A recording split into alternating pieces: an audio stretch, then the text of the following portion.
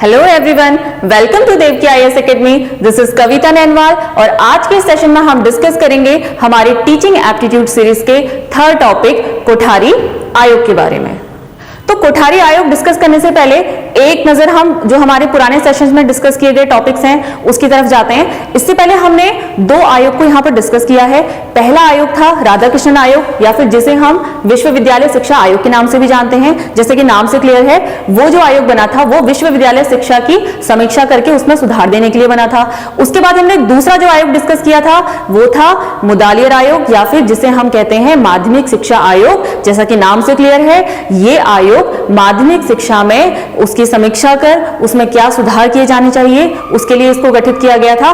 आज जो हम यहाँ पर आयोग डिस्कस करने वाले हैं यानी कि कोठारी कमीशन की हम यहाँ पर बात कर रहे हैं। तो कोठारी कमीशन की जरूरत क्यों पड़ी जब हमारे पास ऑलरेडी दो आयोग यहाँ पर हो चुके हैं, एक विश्वविद्यालय शिक्षा आयोग और दूसरा माध्यमिक शिक्षा आयोग। अब कौन सा सेक्टर है जिसमें आयोग को आवश्यक सुझाव देने की जरूरत है? तो यहां पर जो ये आयोग है ये पुराने वाले दो आयोगों से इस तरीके से डिफरेंट है कि इसमें हमने शिक्षा के किसी एक पक्ष की बात नहीं की है, इसमें हमने शिक्षा के तीनों पक्षों की बात की है। तीनों पक्षों से हमारा मतलब है जो पहला पक्ष होता है प्राथमिक यानी कि जो बेसिक शिक्षा भी जिसे हम कह सकते हैं, दूसरा है माध्यमिक यानी कि सेकेंडरी, और जो तीसरा है वो है उच्च शिक्षा यानी कि हायर एजुकेशन। तो कोठारी आयोग एकमात्र ऐसा आयोग है जो इन तीनों एजुकेशन सेक्टर्स की बात करता है कि इसमें किस प्रकार के सुझाव, किस प्रकार की समस्याएं शिक्षा के क्षेत्र में हैं, उससे संबंधित किस प्रकार के सुधार यहाँ पर किए जाने चाहिए, इसकी रिकमेंडेशन कोठारी आयोग के द्वारा केंद्र सरकार को दी गई थी।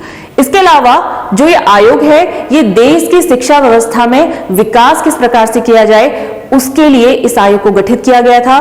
तो 1964 में केंद्र सरकार द्वारा शिक्षा प्रणाली के जो शिक्षा प्रणाली है उसको एक नई दिशा व नया आकार देने के उद्देश्य से हमारा ये कोठारी आयोग गठित किया गया था, जिसे अध्यक्ष, इसकी जो अध्यक्ष हैं डॉक्टर दौलत सिंह कोठारी, इनकी अध्यक्षता में इसको गठित किया गया था। इसके बाद जो दूसरी बात इंपॉर्टेंट है इस आयोग के बारे में, ये आयोग ऐसा आयोग माना गया है जिसने शिक्षा के क्षेत्र में सबसे अधिक गहरी समीक्षा की और एक बहुत गहन अध्ययन के बाद ही, इवन इसमें जो टाइम लगा था, आप टाइम ड्यूरेशन देखेंगे जो इसका गठन का वक्त है और जो रिपोर्ट इन्होंने सौंपी गई थी इसमें लॉन्गेस्ट पीरियड 23 मंथ्स हैं, इसने इतने टाइम तक काम किया था और अपनी रिपोर्ट प्रेजेंट की थी। अभी आपको यहाँ के टाइम का डिफरेंस दिख रहा होगा, ये 23 मंथ्स नहीं है, एक्चुअली गठन तो इसका 14 जुलाई को हो गया था, लेकिन जो इसने काम शुरू किया था वो थोड़ा सा बाद में किया था।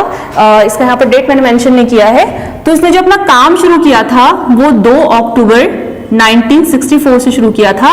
तो कुल समय जो इसको अपना काम पूरा करने में लगा था वो लगभग 23 महीनों का लगा था। इस फैक्ट को यहां से मैं हटा देती हूं। तो इसके बाद कोठारी आयोग की अगर हम बात करें तो इसे हम इतिहास का सर्वाधिक गहन अध्ययन वाला आयोग मानते हैं, क्योंकि इससे पहले के जो भी आयोग थे इन्होंने डिस्कस किया था किसी एक सेक्टर के बारे में, लेकिन जो हमारा ये भारतीय शिक्षा आयोग है यानी कि जो कोठारी कमीशन है, इसने बात की थी कि जो देश में जो शिक्षा से संबंधित भाषा की समस्याएं हैं या फिर अदर जो प्रॉब्लम्स आ रही हैं या फिर जो डिफरेंसेस हैं एजुकेशन के लेवल में अलग अलग जगह पर, उसको किस तरीके से ठीक किया जाए, भविष्य की क्या नीड रहेंगी, क्या रिक्वायरमेंट होंगी, उसके अकॉर्डिंग आज किस तरीके की शिक्षा प्रदान की जाए कि बेहतर उत्पादन भविष्य के लिए जो देश के नागरिक हैं वो दे सकें। तो इस तरीके से हम थोड़ा सा कोठारी आयोग के बारे में जान चुके हैं। अब इसके जो कुछ फैक्ट्स हैं उन पर नजर मार लेते हैं। नाम जैसा कि हमने कहा इसका कोठारी आयोग है, दूसरा राष्ट्रीय शिक्षा आयोग या फिर भारतीय शिक्षा आयोग के नाम से भी हम इसे जानते हैं, और इसके जो अध्यक्ष थे वो थे डॉक्टर दौलत सिंह कोठारी। और अगर हम इनकी बात करें तो जो डॉक्टर दौलत सिंह कोठारी है, जैसा कि किसी भी जो आयोग के मेंबर्स होते हैं, स्पेशली अध्यक्ष की अगर हम बात करें यहाँ पर, तो वो उसी क्षेत्र से संबंधित होते हैं। तो उस समय पर जो ये डॉक्टर DS कोठारी थे ये UGC के चेयरमैन थे यानी कि वहां के अध्यक्ष थे। यूजीसी हमने डिस्कस किया था, यूनिवर्सिटी ग्रांट कमीशन। अभी अगले वाले सेशन में हम उसके बारे में भी थोड़ा जानेंगे। एक्चुअली वो सेशन उसी का रहेगा, यूजीसी के बारे में हम डिटेल में डिस्कस करेंगे। तो जो दौलत सिंह कोठारी हैं वो यूजीसी के अध्यक्ष उस समय पर थे, तो उनकी अध्यक्षता में इस आयोग को गठित किया गया था। और अगर कुछ इंपॉर्टेंट अदर मेंबर्स की हम बात करें तो जेपी नायक एक नाम है जो कि इस आयोग के सचिव यानी सेक्रेटरी थे। उसके अलावा ये नाम फिर भी थोड़ा सा पूछा जा सकता है, पर ये नाम उतना इंपॉर्टेंट नहीं है, फिर भी जान लेते हैं जो सह सचिव थे, क्योंकि जो इसके मेंबर्स थे टोटल 17 में से आपके जो 14 नॉर्मल मेंबर्स थे, बाकी 3 जो मुख्य इसके सदस्य थे, जिसमें से हम कहेंगे एक अध्यक्ष आपका रहेगा, दूसरा सचिव और तीसरा सह सचिव यानी कि एसोसिएट सेक्रेटरी जिसे हम बोलते हैं। तो ये 3 मेंबर्स थे प्लस अदर 14 मेंबर्स, टोटल मिला के 17 सदस्य इस आयोग में थे। तो ये हमारे कुछ नाम हैं। उसके अलावा जो ये आयोग था इसमें 17 सदस्य थे मुख्य, जिसमें से हमने कहा 5 भारतीय और आपका 12 आपके भारतीय सदस्य थे और 5 आपके विदेशी सदस्य थे। अब ये विदेशी सदस्य किस किस देशों के थे, पूछे जाने के चांस यहां पर लेक्चरर के स्क्रीन टेस्ट में कम है, फिर भी अगर हम इन 5 की बात करें तो एक आपके थे जापान, दूसरा इंग्लैंड, रशिया, अमेरिका और एक नाम और है फ्रांस। तो इस तरीके से हमने देखा कि जो इसके 17 सदस्यों की जो आयोग थी, तो इसमें आपके 12 भारतीय सदस्य और 5 विदेशी सदस्य थे। और पूछा जाए ये 5 विदेशी सदस्य किस किस देशों से थे, तो ये है जापान से, इंग्लैंड से, रशिया, अमेरिका और फ्रांस से।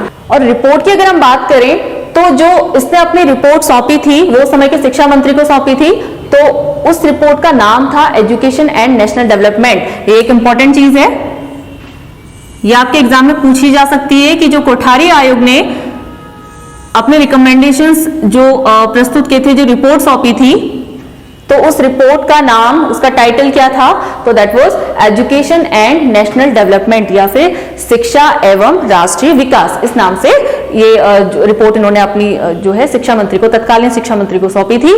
और इसका जो फर्स्ट लाइन थी, जैसे रिपोर्ट में एक रिटन फॉर्म में होती है, तो उसकी जो पहली लाइन थी, the destiny of India is now being shaped in its classroom, यानी कि भारत देश का विकास जो है वो इसकी कक्षाओं में हो रहा है। तो इसी से हम समझ सकते हैं कि कितनी हॉलिस्टिक अप्रोच इस रिपोर्ट को बनाने में इस आयोग की रही होगी, कि उन्होंने कहा कि भारत जैसे जो देश है, इतना बड़ा देश है, उसका निर्माण कहाँ हो रहा है, वो इसकी कक्षाओं में हो रहा है। तो इन्होंने एक तरीके से देख सकते हैं, इन्होंने शिक्षा को बहुत ही इंपॉर्टेंट वेपन माना है देश के जो है विकास का।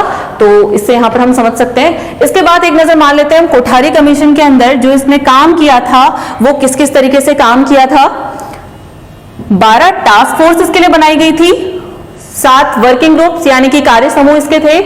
100 दिनों तक इन्होंने देश के अलग अलग क्षेत्रों में भ्रमण किया और उसके बाद लगभग 9000 शिक्षा क्षेत्र से जुड़े अलग अलग जो है महिला पुरुष दोनों उनसे इंटरव्यूज लिए गए उनके, ठीक है। तो उन इंटरव्यूज लेने के बाद जो भी उन्होंने उसका विश्लेषण किया, फीडबैक किया, ठीक है, तो उसके बाद उन्होंने अपना जो है रिपोर्ट यहाँ पर फॉर्म की। और उसके अलावा 2 अक्टूबर 1964 को ये सारे कार्य जो है इन्होंने स्टार्ट किए। 100 दिन के भ्रमण के बाद 900 इंटरव्यूज के लेकर जो है 2 अक्टूबर 1964 से इन्होंने अपने काम को शुरू किया था। और जो इन्होंने अपनी रिपोर्ट बनाई थी वो इनकी 4 पार्ट्स में थी, यानी कि 4 भागों में इन्होंने अपनी रिपोर्ट को विभाजित किया था। वो 4 चीजें हैं, डील विद जनरल प्रॉब्लम्स यानी कि शिक्षा के क्षेत्र से संबंधित सामान्य समस्याओं को लेकर इन्होंने बात की थी। इसके अलावा जो दूसरा भाग था, deal with education at different stages and in different sectors, यानी कि जो शिक्षा की जो विभिन्न स्तर हैं और जो विभिन्न क्षेत्र हैं उससे संबंधित किस तरीके की समस्याएं हैं वो जो है इन्होंने अपने सेकंड पार्ट में डिस्कस की थी। Deal with implementation of recommendations and programs of commission, यानी कि इस कमीशन ने कौन से जो सुझाव दिए थे, क्या इन्होंने प्रोग्राम्स यहाँ पर जो है बनाए थे, क्या शिक्षा में सुधार किया जा सकता है किस प्रकार से, उसको लेकर जो भी इन्होंने प्रोग्राम्स जो हैं यहाँ पर फॉर्म किए थे, उसके इम्प्लीमेंटेशन से रिलेटेड जो दिक्कतें होंगी उसके बारे में बात की। और जो चौथा इसका सेक्शन था कंसिस्ट ऑफ सप्लीमेंट्री पेपर्स, तो ये 4 पार्ट्स में इन्होंने अपनी रिपोर्ट तैयार की थी। उसके बाद 3 कैटेगरीज, तो 4 पार्ट्स में तो इन्होंने अपनी रिपोर्ट बनाई थी और उन जो सुझाव थे इसके, इस रिपोर्ट में जो सुझाव दिए गए थे उसको 3 कैटेगरीज में इसने बांटा था। तो जो पहली कैटेगरी थी वो थी इंटरनल ट्रांसफॉर्मेशन, यानी कि आंतरिक परिवर्तन। दूसरा इन्होंने कहा क्वालिटेटिव इंप्रूवमेंट, क्वालिटेटिव यानी कि यहां पर हम कहेंगे गुणात्मक सुधार। और तीसरी बात जो इन्होंने कही एक्सपेंशन ऑफ एजुकेशनल फैसिलिटीज, यानी कि जो तीसरी श्रेणी इन्होंने रखी अपने रिपोर्ट की, इन्होंने कहा शैक्षिक सुविधाओं का विस्तार। थोड़ा सा इसको ब्रीफ में समझ लेते हैं, बहुत ज्यादा डिटेल में जानने की जरूरत नहीं है, क्योंकि यहाँ पर जो मेन हमारी इंपॉर्टेंट रहेंगी वो आपकी रिकमेंडेशंस होंगी।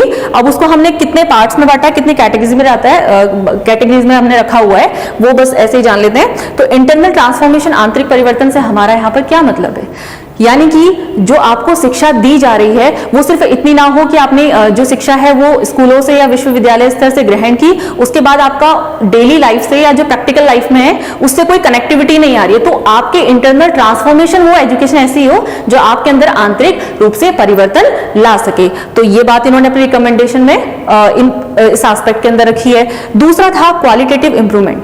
ठीक है, क्वालिटेटिव इंप्रूवमेंट से यहां पर मतलब है कि शिक्षा में किस प्रकार के गुणात्मक सुधार किए जाने चाहिए।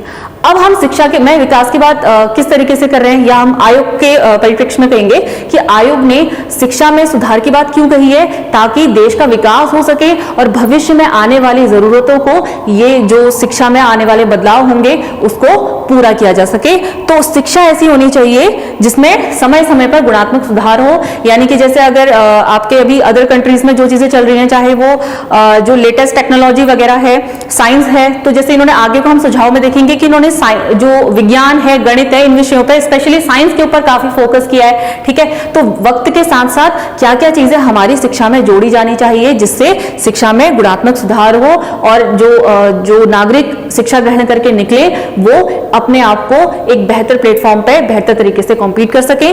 तीसरी जो चीज है एक्सपेंशन ऑफ एजुकेशनल फैसिलिटीज, यानी कि शैक्षिक सुविधाओं का विस्तार। तो शैक्षिक सुविधाएं इस तरीके से होनी चाहिए जो आपके डिफरेंसेस हैं उनको कवर कर सके, अनपढ़ और जो पढ़े लिखे हैं या फिर जो उच्च तबका है, निम्न तबका है, जो उनके डिफरेंसेस हैं उनको कवर कर सके और आपके आने वाली नीड्स को फुलफिल कर सके। तो ऐसी हमारी जो है एक्सपेंशन होना चाहिए एजुकेशनल फैसिलिटीज का। तो ये हमारे हो गए कोठारी कमीशन ने जो अपनी रिपोर्ट 3 कैटेगरीज में रखी हुई थी वो आपके किन किन पॉइंट्स के अंदर रखी हुई थी। तो ये सारी चीजें हमने ये जान ली कि सुझाव किस किस तरीके से हो गए।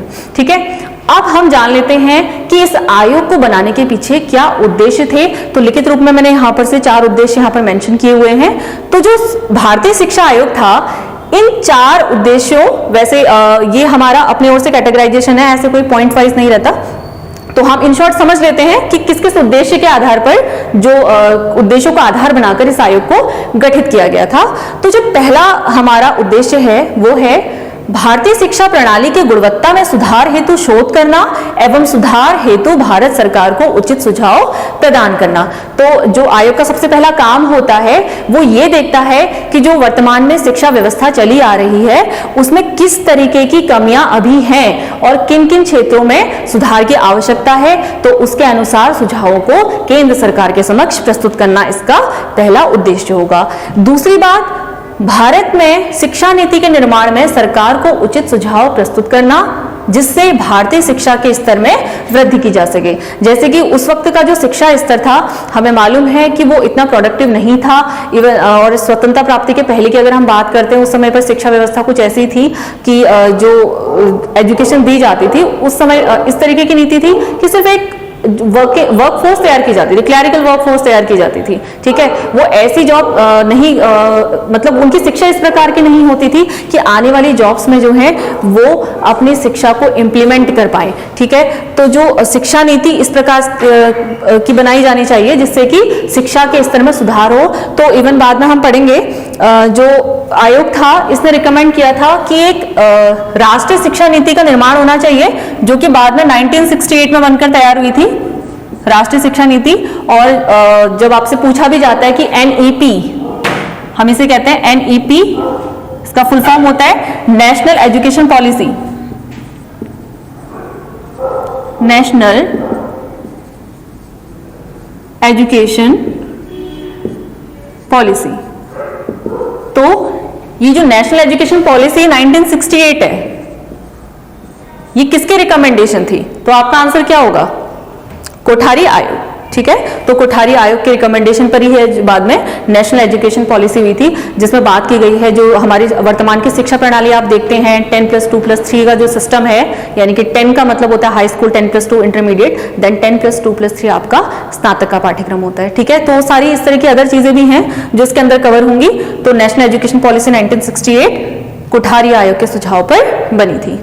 अगला जो हम पॉइंट देखते हैं, भारतीय शिक्षा की कमियों को उजागर करना एवं उन कमियों के कारणों का पता लगा करके उसकी सूचना भारत सरकार के समक्ष प्रस्तुत करना। उद्देश्य हम क्लियरली कह सकते हैं कि मतलब किसी भी जो आयोग बनता है उसका आपका जो उद्देश्य होता है वो यही होता है कि वर्तमान शिक्षा व्यवस्था में क्या कमी है उससे रिलेटेड जो इंफॉर्मेशन है वो गवर्नमेंट के समक्ष प्रस्तुत करना। यहाँ पर आप थोड़ा सा आपको सिमिलर लग रहे होंगे, यहाँ पर आपकी बात की गई है सुझाव प्रस्तुत करना और यहाँ पर कमियों को सरकार के समक्ष रखना कि क्या क्या दिक्कतें आ रही हैं उनको भी गवर्नमेंट के सामने रखा जाए। इसके बाद भारतीय शिक्षा को हर प्रांत में समान रूप से लागू करने के लिए एवं शिक्षा के स्तर को समान बनाने के लिए सुझाव प्रस्तुत करना, जिससे कि भारतीय शिक्षा प्रणाली में सुधार आ सके, ठीक है। तो क्योंकि उस वक्त जो देश था वहां पर जो एजुकेशन सिस्टम इस प्रकार का था कि सब में यूनिफॉर्मिटी नहीं थी, ठीक है। कहीं पर अच्छी शिक्षा दी जा रही है लेकिन कहीं पर शिक्षा का लेवल जो है बहुत निचला है, ठीक है। तो शिक्षा व्यवस्था इस प्रकार की हो कि हर प्रांत में एक प्रकार की शिक्षा और एक लेवल की जो शिक्षा है वो दी जा सके, जिससे कि भारतीय शिक्षा प्रणाली में सुधार हो। तो इसी क्रम में जो है इन्होंने एक सुझाव दिया था समान स्कूल प्रणाली, या फिर जिसे हम कहते हैं कॉमन स्कूल सिस्टम। तो इस कॉमन स्कूल सिस्टम की बात जो इन्होंने की थी उसमें इन्होंने क्या कहा? कॉमन स्कूल सिस्टम की बात जब इन्होंने की तो उन्होंने कहा कि एक ऐसे स्कूल का जो ऐसे स्कूल्स देश में बनाए जाने चाहिए जिससे क्या हो, जिससे जो हर स्तर का बच्चा है, चाहे वो उच्च वर्ग हो चाहे निम्न वर्ग हो, चाहे वो गवर्नमेंट एम्प्लॉय का बच्चा हो, चाहे वो किसी गरीब जो सड़क पे चलने वाला आदमी है उसका बच्चा हो, या फिर चाहे वो किसी भी आधार पर कहीं वो इस प्रांत में हो या दूसरे प्रांत में हो, या फिर जैसे आप कह सकते हो कि जो डिफरेंसेस होते हैं अलग अलग लेवल पे, मतलब हर किसी को एक ही स्कूल में एक ही प्रकार की शिक्षा मिलनी चाहिए, उसमें किसी प्रकार का भेद नहीं होना चाहिए। लेकिन जो एक कॉमन स्कूल सिस्टम है वैसे तो अपने आप में बहुत अच्छा कंसेप्ट है, लेकिन आज तक इसको लागू नहीं किया जा सका है।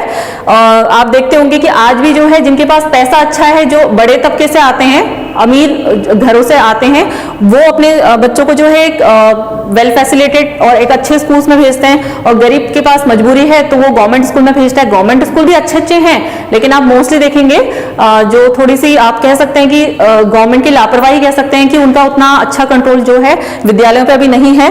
तो उस कारण से क्या होता है, जो गरीब बच्चा होता है वो बहुत बेहतर शिक्षा को ग्रहण नहीं कर पाता है। तो आवश्यकता है देश में ऐसी शिक्षा प्रणाली लाने की कि चाहे वो गरीब का बच्चा हो या अमीर का बच्चा हो, वो चाहे बड़े वर्ग से हो चाहे निम्न वर्ग से हो, उसको भी एक अच्छी शिक्षा मिलने का अधिकार होना चाहिए। उसके लिए ऐसे स्कूल्स को बनाने की आवश्यकता है जहां पर उनको अच्छी शिक्षा मिल सके। तो अगर एक कॉमन स्कूल सिस्टम आज की डेट में लागू होता है तो ये शिक्षा जो प्रणाली है देश की उसमें सुधार लाने का ही काम करेगा, ये हम कह सकते हैं। तो ये हमारे कुछ उद्देश्य थे।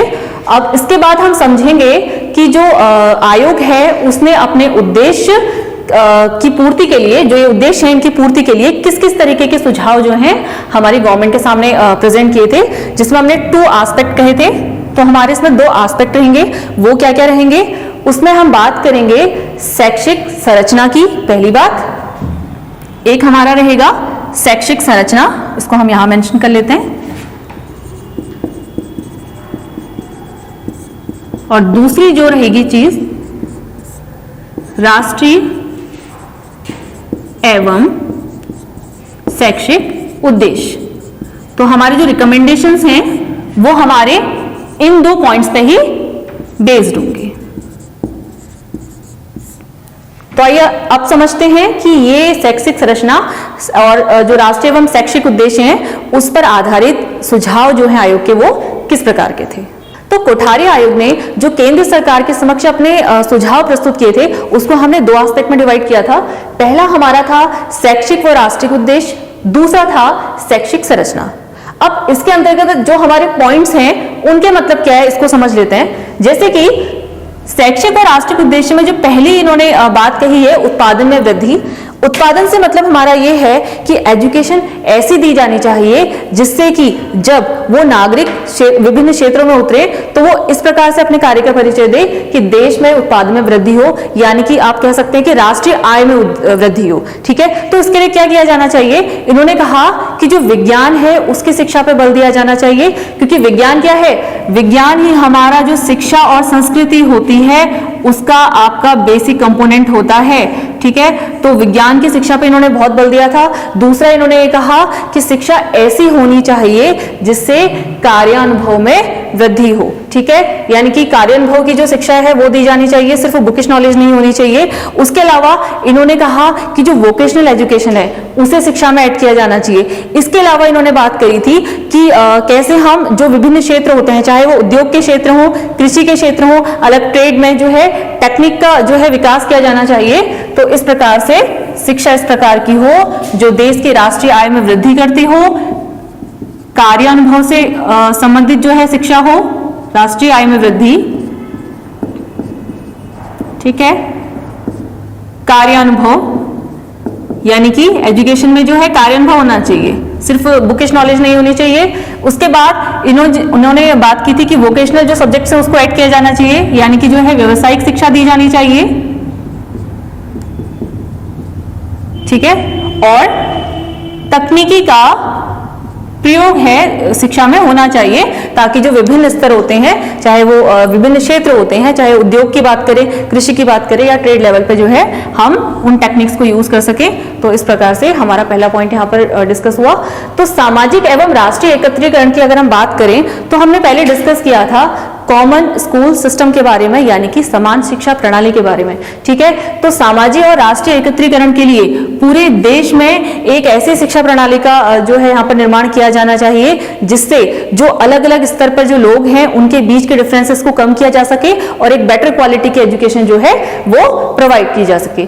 उसके बाद शिक्षा में आधुनिकीकरण, इसकी अगर हम बात करें तो आधुनिकीकरण से हमारा क्या मतलब है? हम समझते हैं कि जैसे ग्लोबल लेवल पे कोई कंट्री अगर बहुत ज्यादा डेवलप कर चुका है और अगर हम सामाजिक स्तर पर तो आगे बढ़ने की बात कर रहे हैं, लेकिन अगर हम शिक्षा में उन टेक्निक्स को नहीं इन्वॉल्व करेंगे या फिर हम उनके बराबर की चीजों की तरफ को नहीं जाएंगे तो क्या होगा? हम शिक्षा के क्षेत्र में काफी पीछे रह जाएंगे। और जैसे कि कोठारी आयोग ने जो यहाँ पर रिकमेंडेशंस दी हैं उसमें उन्होंने क्या कहा है, उन्होंने क्या माना है? उन्होंने ये आधार माना था कि शिक्षा जो है वो किसी भी देश के विकास का जो है सबसे पावरफुल वेपन होता है। तो अगर आप शिक्षा को जो है आधुनिकीकरण की तरफ नहीं ले जाएंगे, अगर इस क्षेत्र में अगर आप पीछे रह गए तो इसका मतलब आपका जो देश है वो भी विकास के क्षेत्र में पीछे रह जाएगा। तो शिक्षा में आधुनिकीकरण होना चाहिए, इससे संबंधित इनके सुझाव थे। इसके बाद सामाजिक, नैतिक एवं आध्यात्मिक मूल्यों की अगर हम बात करें, जैसा कि जो भारत है वो विविधता का देश है, तो यहाँ पर अगर आप एक क्षेत्र से दूसरे क्षेत्र में जाते हैं तो आप क्या देखते हैं? भाषा में डिफरेंसेस आ जाते हैं, सामाजिक स्थिति में अंतर आ जाता है। तो उन सबको लेकर हमें एक साथ लेकर चलना है और इस प्रकार की शिक्षा देनी है कि जो छात्र होंगे उनमें सामाजिक, नैतिक और आध्यात्मिक मूल्यों का विकास हो सके। तो आयोग द्वारा शैक्षिक संरचना से संबंधित सुझावों की अगर हम बात करें तो इसमें इन्होंने बताया है कि किस किस लेवल पर कितने वर्ष की एजुकेशन होनी चाहिए, कब बच्चों को एडमिशन मिलना चाहिए, विश्वविद्यालय से संबंधित, माध्यमिक शिक्षा से संबंधित, और उसके अलावा मूल्यांकन किस प्रकार का होने चाहिए, शिक्षक के लिए क्या रिकमेंडेशन इन्होंने दी है वो हम शैक्षिक संरचना के अंदर समझेंगे। तो उसमें जो सबसे पहली चीज है इसको हम शैक्षिक जो प्रणाली है, शिक्षा प्रणाली है, उससे संबंधित रिकमेंडेशन बोल सकते हैं। शिक्षा की संरचना से संबंधित।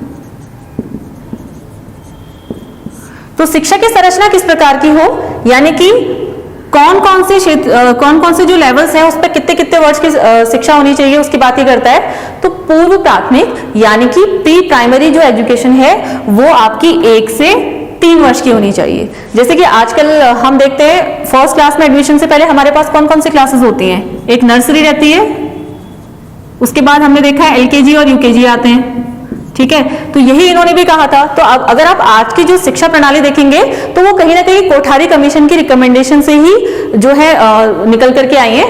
तो आपका जो पूर्व प्राथमिक शिक्षा है वो क्या होनी चाहिए, 1 से लेकर 3 वर्ष। ये आपका ड्यूरेशन है, ये आपका बच्चे का एज नहीं होगा, ये नहीं कि 1 साल में या 2 साल में या 3 साल में एडमिशन होना चाहिए। ये बता रहा है कि 1 से लेकर 3 वर्ष के ड्यूरेशन में जो है वो पूर्व प्राथमिक शिक्षा दी जानी चाहिए। इसके बाद जो प्राथमिक शिक्षा है वो 4 से 5 वर्ष की होनी चाहिए, ऐसा आयोग ने कहा था। और आज अगर आप देखेंगे इसके बाद यूकेजी के बाद 5 वर्ष की जो है प्राथमिक शिक्षा विद्यालयों में दी जाती है। इसके बाद उन्होंने कहा जो उच्च प्राथमिक है वो 4 वर्ष का होना चाहिए। उच्च प्राथमिक जहां पर हम अपर प्राइमरी 6 to 8 कहते हैं, 3 वर्षीय होती है, यहाँ पर इन्होंने 4 वर्ष कहा है। उसके बाद माध्यमिक शिक्षा 2 वर्ष की, माध्यमिक या फिर इसको आप निम्न माध्यमिक भी कह सकते हैं, ये 2 वर्ष की होनी चाहिए।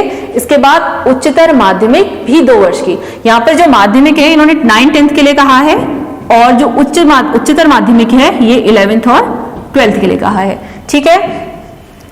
तो ये हमारी यहां तक की क्या हो गई, माध्यमिक शिक्षा व्यवस्था तक हमने बात कर ली। इसके बाद जो स्नातक की जो आपकी शिक्षा होगी वो 3 वर्ष की होनी चाहिए, और उसके आगे के जो होंगे परास्नातक या फिर जो अनुसंधान होंगे वो 2 से 3 वर्ष के होने चाहिए। इसके बाद इसके अलावा इन्होंने ये भी कहा था कि स्नातक 3 वर्ष कर लेने के बाद जो व्यवसायिक जो विविध अलग अलग शिक्षाएं हैं उनका ड्यूरेशन भी जो है 3 वर्ष का होना चाहिए। व्यवसायिक शिक्षा के लिए इन्होंने कहा था।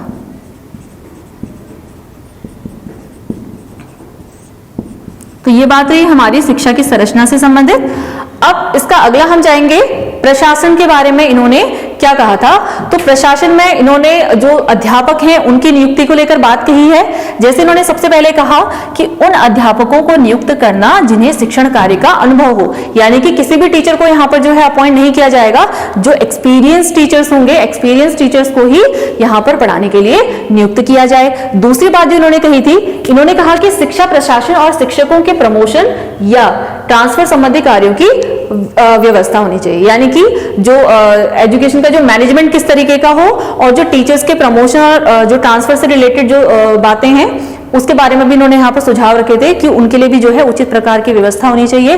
तो इन्होंने क्या करा था, इन्होंने जो शिक्षक हैं उनकी भी जो सामाजिक उन्नति है उनके बेटरमेंट के लिए भी जो है यहाँ पर रिकमेंडेशंस गवर्नमेंट के सामने रखे थे। उसके अलावा जो एक यहाँ पर शिक्षा से संबंधित बॉडी है कैप, जिसे हम इसकी फुल फॉर्म अगर हम देखें तो ये क्या है, एक एडवाइजरी बोर्ड है जो एजुकेशन के फील्ड में सलाह प्रदान करता है। यहाँ पर इवन नाम से क्लियर है, central advisory board of education.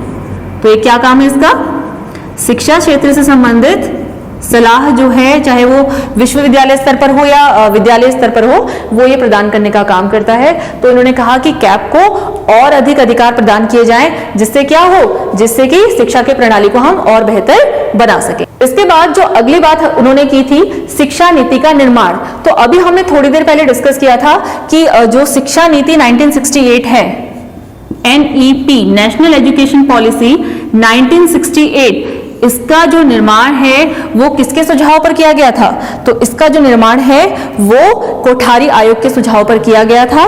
तो इसमें क्या बात करता है, जो ये राष्ट्रीय शिक्षा नीति 1968 है, ये 24 जुलाई 1968 को बनी थी। इसमें बात की गई है कि किस प्रकार से सामाजिक दक्षता, राष्ट्रीय एकता और समाजवादी समाज का निर्माण इस शिक्षा के द्वारा किया जा सके। इसके अलावा जो राष्ट्रीय शिक्षा नीति है वो बात करता है कि हिंदी भाषा को संपर्क भाषा के रूप में इसका विकास किया जाना चाहिए, समान शिक्षा के अवसर प्रदान किए जाने चाहिए। इसके अलावा इसने कहा था कि विज्ञान और तकनीकी शिक्षा पर बल दिया जाए। इसके साथ ही जो नैतिक, सामाजिक और आध्यात्मिक मूल हैं उनका भी विकास किया जाना चाहिए, ऐसा NEP 1968 के जो यहाँ पर सुझाव हैं ये कहते हैं। ठीक है, तो इसके बाद अगर हम अगला पॉइंट देखें, योग्य एवं अनुभवी व्यक्तियों की नियुक्ति यानी कि जो टीचर्स होंगे वो कैसे होने चाहिए, सिर्फ टीचर्स की बात नहीं की गई है, इसमें जितने भी शिक्षा से संबंधित अधिकारी होंगे या फिर शिक्षक होंगे वो सभी कैसे होने चाहिए,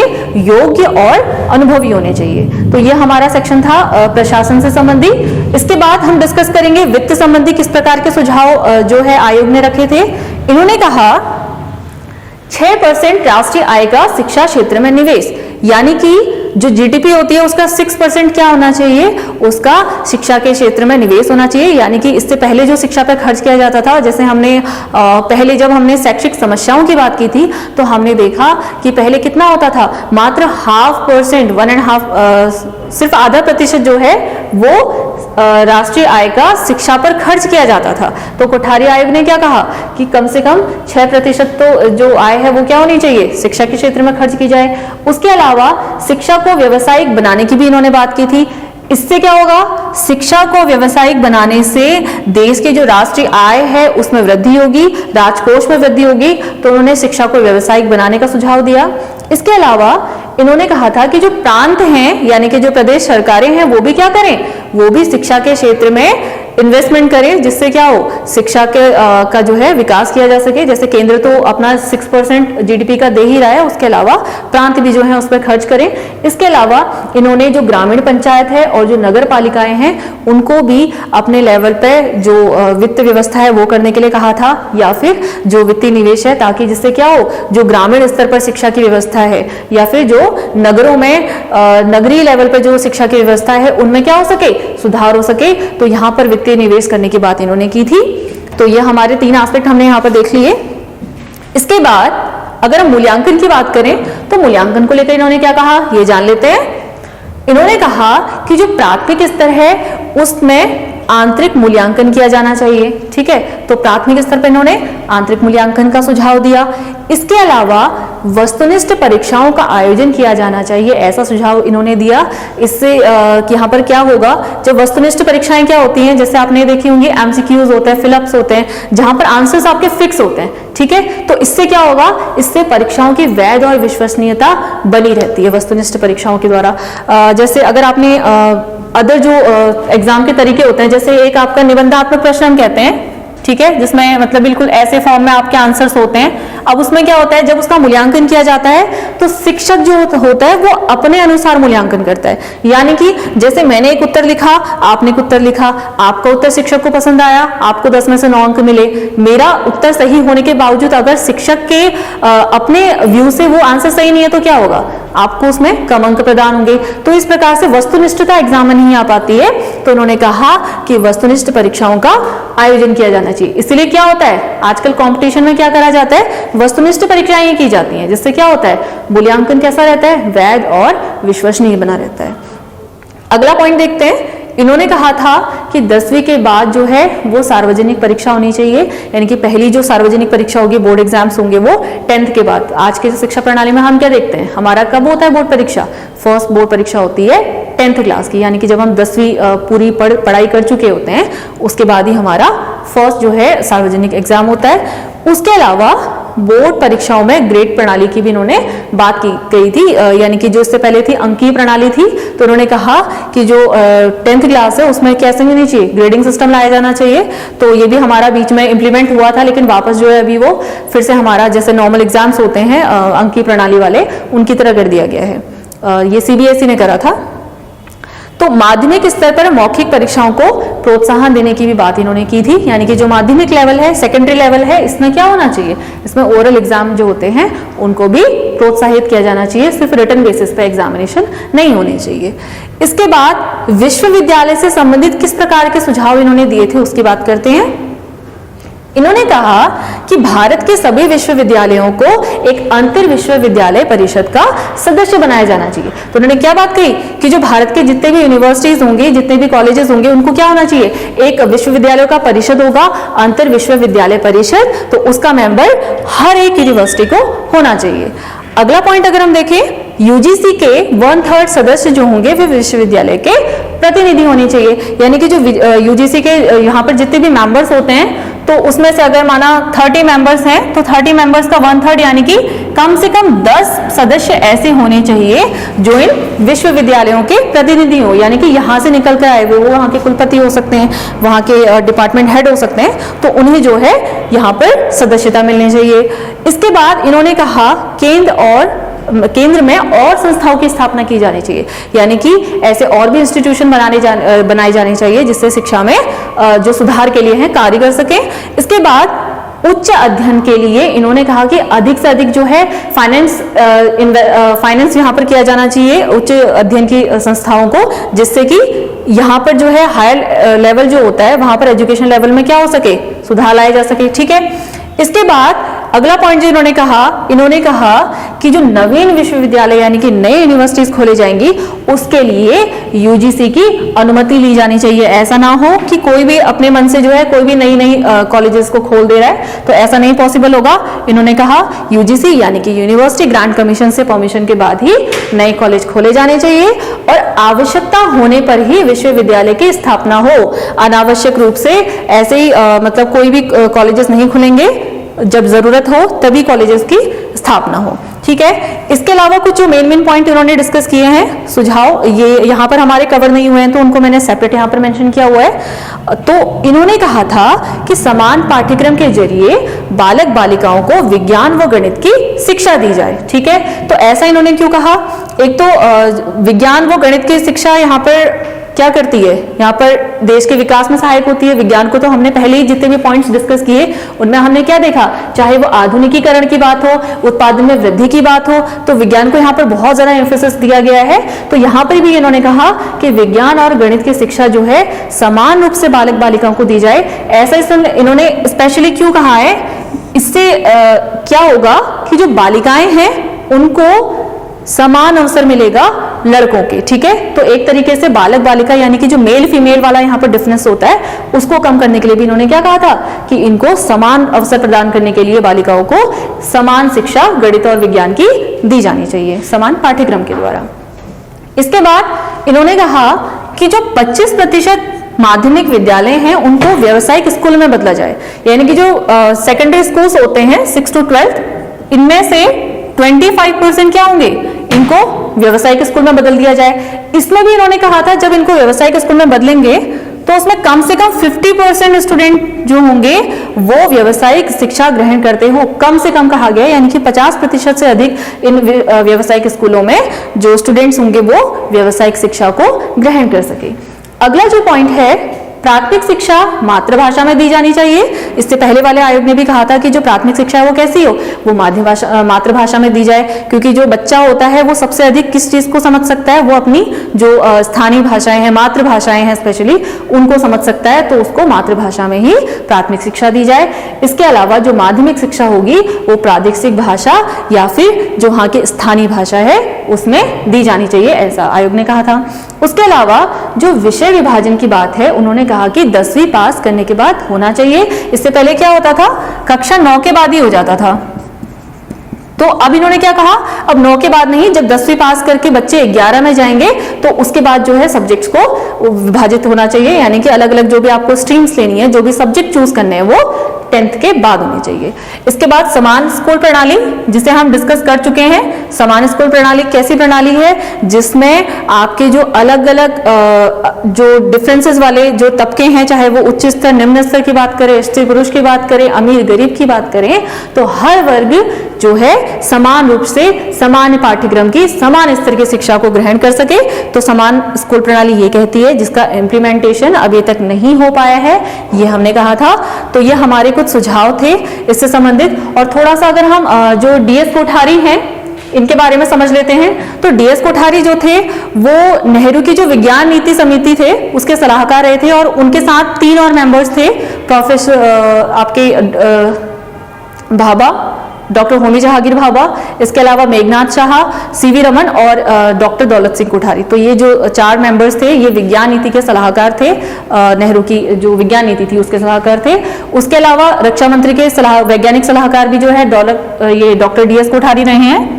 तो अलग अलग फील्ड में इनके 2 इंपॉर्टेंट रोल हमने डिस्कस करे, एक तो विज्ञान नीति के सलाहकार में ये थे, और दूसरा जो उस वक्त के रक्षा मंत्री थे उनके भी ये सलाहकार रहे हैं, ठीक है। तो रक्षा मंत्री के सलाहकार,